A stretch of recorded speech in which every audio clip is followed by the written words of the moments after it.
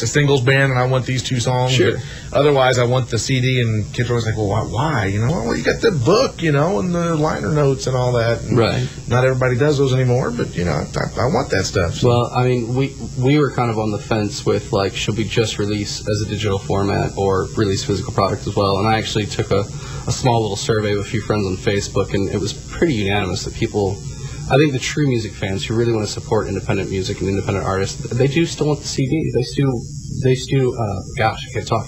They do still want to gawk at the album artwork and read all the liner notes, and so it's nice that we're not alone in that regard. Sure, yeah, absolutely. Let's play another track, and then we'll come back, talk for a little bit longer, and what are we going to do for the second one here? Deep Cold. Deep Cold. Not Deep Cold. Tubes and Wires. We can do that. Hold on. What track number? 1, 2, 3, 4, 5, 6, 7.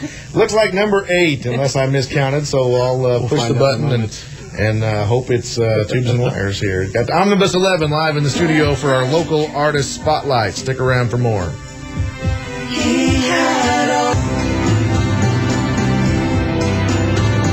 From their self-titled debut album, that's Omnibus 11 right there. Song called Deep Cold. We got one more track from them coming up, but Tubes and Wires. It was Tubes and Wires. That's you told me Deep Cold. That's not my fault. That's not on me at all. My hands are clean on that one. Anyway, that Tubes and Wires there. And now that I've got Trinka good and embarrassed, I do want to ask her another question.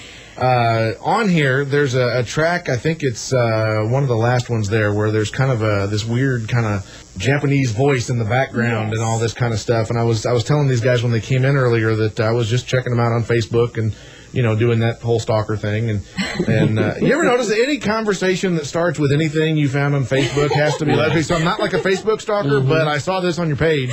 I saw that you were into like Japanese animation and all that kind of stuff, and I thought, well, maybe that was her. I couldn't tell if that was you or not, but it was, right? That was me. My voice changes dramatically when I speak Japanese. Well, why don't you give the kids a taste?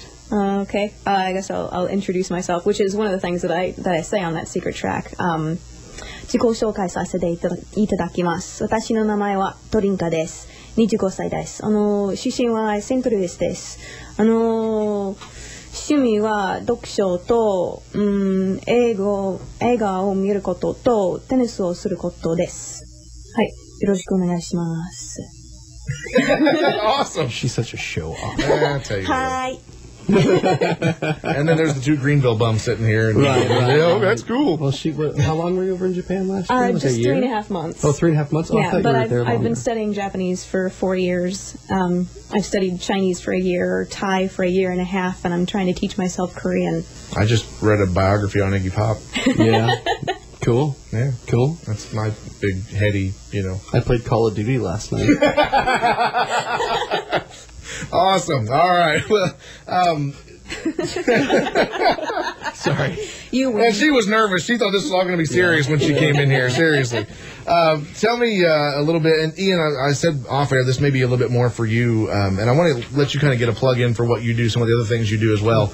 Why don't you, let's do that first. Tell us, you know, what, you got a website, and you're in about 94 different bands, I think, and have a CD from somebody coming out every couple days. So, and I mean that as a compliment. No, I appreciate that. No, I bore really easily, and there's just too many fascinating things to do with music to just stick in one genre. I just want to do one thing. I mean, that's why we do Omnibus 11, and you know, I've got Spring Clock Wonder and Phalo 6, which is like this death metal thing. I mean, you know, Phalo 6 is really what happens when I get really bored, basically, and that's what comes out. But there's just too much out there to be a part of and to experience and to try. I mean, I don't know what else to say about that. I mean, I've got my small studio at home. I have the gear right there. To me, it makes no sense to not stay busy using it and doing stuff. And I'm fortunate enough to get to record for a lot of other people. And a lot of people hire me for either as a session player, as a producer, or, you know, mix or whatever, basically. So I'm a jack of all audio trades, or at least attempt to be to some degree. I'm not sure what else to say. He's our local musical mad scientist. He got all kinds of different things going.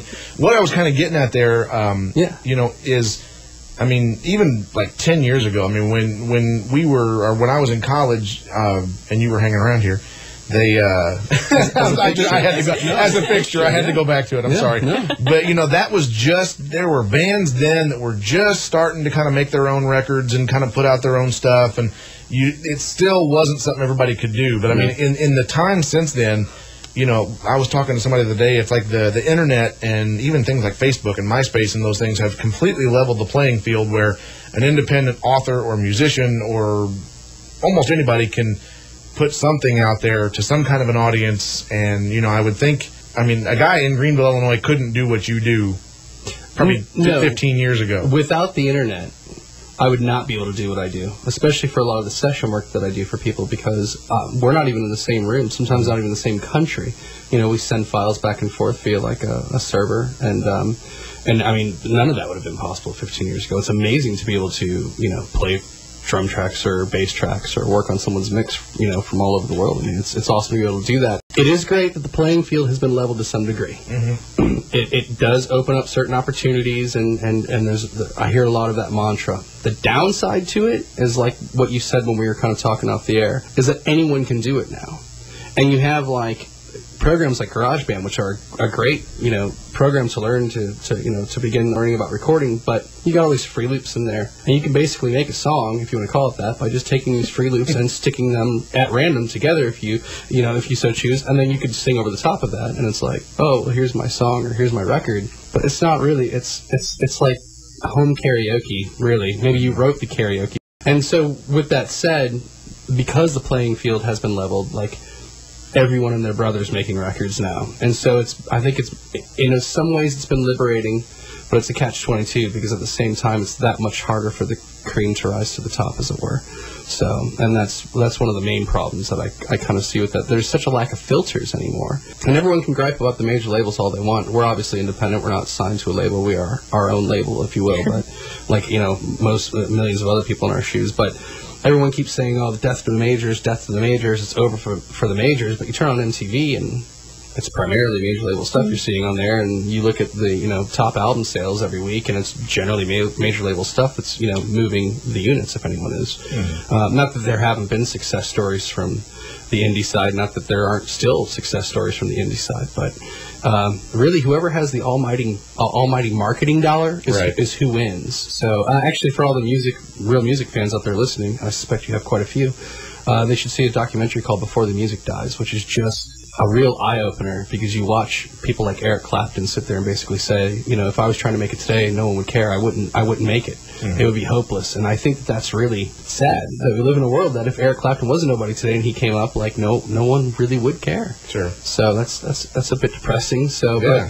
But at the same time, hopefully these tools empower us, and with technology and everything, with what we're able to do in our dining rooms, as you saw my setup, Myth. Hopefully it kind of empowers enough people to want to strive and experiment and create new things. So like I said, it's a catch-22. There's your very long-winded answer.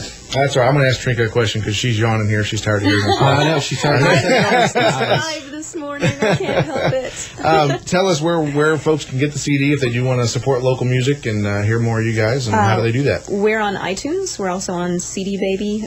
We have, like we said, actual physical CDs. I'm not sure. Yeah, CD Baby has those. They also have digital downloads, and you can obviously get the downloads from iTunes. And really, you can just go to omnibus11.com for all the info. So we've got links to everything right there. We'll put a link on the Facebook page. You'll be right there next to the link for Kinky Friedman. Excellent. I wanted to thank you publicly for making us follow Kinky Friedman. I found that out like 2 days ago, and I was like, now I know what like everyone after the Beatles on Ed Sullivan felt like. Like, you gotta be kidding me. We're following Kinky Friedman. I'm honored to ride his coattails. Hey, how many people can say Kinky Friedman opened for them, right? This is true. See, it's marketing. It's all how you I'm gonna let you say it though. I'm not gonna say that publicly. So glad to have you guys on here. The local artist spotlight will continue. And tell us about this next last song we're going to do here. Charlatan's Telly. It's almost everyone who's heard the album says that this is their favorite song, and I think we both agree. Yeah. It's our favorite song as well. Yeah. It's kind of poking fun at those shows like Ghost Hunters and all those who... Most Haunted Live and... that's a whole crop of shows that... Yes, We're that's doing right. that shtick. That's why The it's whole called- crap of shows. Is that what you said? You did. I said crop, which is crap with an English accent. Okay, well, we'll do this. Ian and Trinka, thanks for coming, Thanks guys. for having us, man. Thank you so I really much. appreciate the support.